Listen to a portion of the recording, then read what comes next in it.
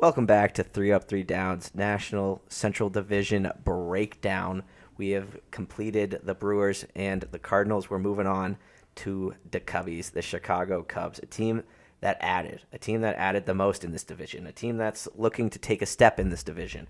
Let's take a look at it. First and foremost, they added former World Series champion, the young gun, Dansby Swanson, also signing a prove-it deal with this team. Another former World Series champion and MVP, Cody Bellinger, signs a one-year prove-it deal to be the new center fielder for the Chicago Cubs.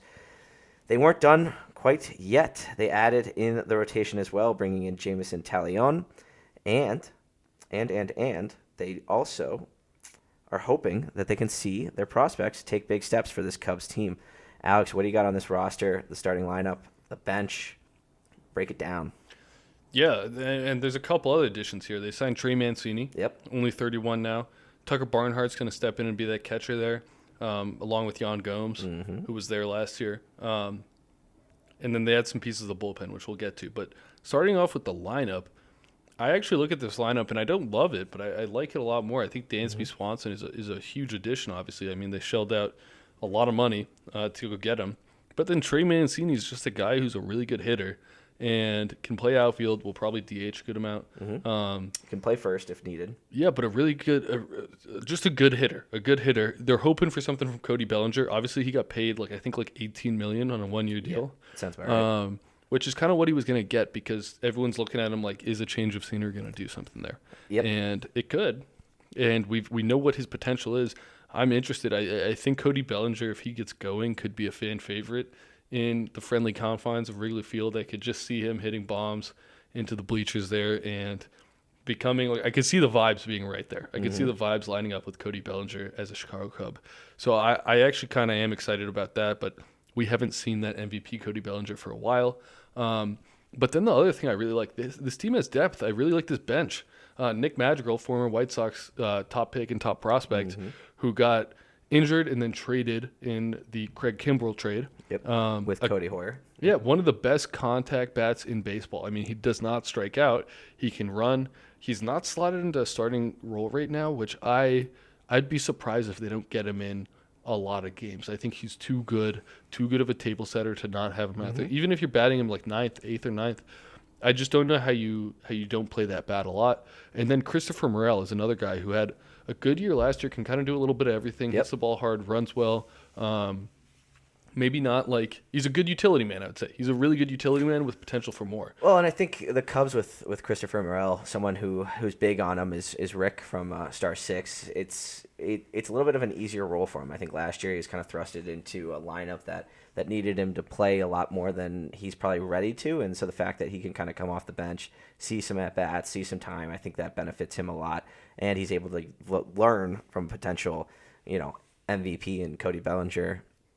You've got Ian Happ there, and you hopefully are going to see Seiya Suzuki come back healthy from a strained oblique. And that will pretty much line up the outfield with Morel on the outside looking in. Yeah. Also, just underrated thing here, and this is just me because I like this. Their catchers are righties and lefties. Yeah. Which I don't know why every team doesn't do this. I know that's always not the feasible approach, but they have a platoon at catcher that will be platooned. I assume they will go against righties and lefties. Obviously, if you go against a couple righties in a row, they may break that, but that's probably going to be what it is. I like that. I mean, that's just versatility. You have a lot of guys who can play a lot of positions. I like the pieces they've added. Dansby is key for this team because he is kind of that superstar who you hope carries this lineup a little bit more. Yeah. Which they needed. It's nice to have a lot of pieces, but you need some elite bats in there, and Dansby should be that. Oh, it's the start of a change of scenery for this Cubs organization as they finally did spend some money with Jed Hoyer, promising Cubs fans that something would happen. It happened. They brought in Dansby. Let's take a look at this rotation and bullpen. The rotation is led off by Marcus Stroman, followed by big free agent signing Jameson Taillon, followed by Justin Steele, Drew Smiley, and they're hoping a guy who actually has some nasty overlay. If you take out some, take a look at his pitching ninja stuff from Hayden Wesnecky, a guy that they received in the trade with the Yankees. That's the rotation for this Cubs team. In terms of the bullpen, they brought in Michael Fulmer, Brad Boxberger, Brandon Hughes, Albert Aloze, who's been there for a little while, Rowan Wick, and some others. What do you got on this rotation and bullpen, Alex? Yeah, so I think the rotation's solid. I think Stroman is a lot more fun to watch than he is actually an ace. If you haven't watched him, he's just a fantastic fielder. He's kind of like a second baseman playing on the mound. So he'll make some snazzy plays that will get the fans going. And when he's on, I mean, he can dazzle on the mound still. Yeah. I mean, he's shown elite stuff in the past. And the reason I would be hopeful as a Cubs fan for a little rebound from him is he's not an overpowering pitcher. When he's at his best, he's dotting the corners, and he's just playing he pitches well. You know, like we talk about hard throwers and then pitchers. Marcus Stroman is a pitcher who could also probably play second base. Then you got Jamison Tyone, Justin Steele, Drew Smyly. You know, they're solid. I think this is like a classic transition year rotation, right? Yeah. You know, you didn't shell out for DeGrom. You didn't shell out for one of those big names. But you have kind of this mix of like kind of average starters, which I don't think should be underrated. No. What that means. There's a lot of teams that have just bad starters. No, and you will be getting back a Kyle Hendricks at some point in the season. Does he mix in at that third spot? Well, I was down actually from there. We'll see. I was actually listening to Kyle Hendricks was on the radio the other day. Okay. And he was talking. They were asking him, like, how is the rehab going? And he's like, look, it's scary when you come back because he hadn't pitched in a while. And he's like, it's scary, but I got a full spring training under me, and, like, my stuff feels great. And, like, the nerves of, like, not having pitched and wondering if you still have it, especially when you're 33 going on 34 is scary. And he's like, look, if I was coming back mid-season, I'd be more concerned. Yeah. But he's expected to be ready to go pretty soon to start the season, even if not to start the season. And he's a guy who, again, like Stroman, isn't going to overwhelm you with power. So I trust his longevity a bit more. No, he's a little bit more of a tactician. He's someone who's not going to blow it by you, but he's gonna find ways to get it by you. And it's a little bit of a less pressure role for Kyle Hendricks now that they've kind of filled in that rotation a little bit more. Yeah, and another guy we just got to shout out because he's a former White Sox, Cody Hoyer. A guy's got a lively arm, fun to watch, just the way he whips that arm out there. He's tall and skinny. He had Tommy John, and he should come back at some point this year. Again, you don't know what you're getting there, but another young piece to that bullpen that I think if he pitches well, could be one of those key, maybe a setup guy for them going forward. Yeah, no, as we approach the month of March, it hit the 1 year mark of his Tommy John surgery. It's a guy that had a lot of promise in the closing role. So if it's a guy that could step in and be this closer for the long term at age 26, there's still a lot of life left in that arm.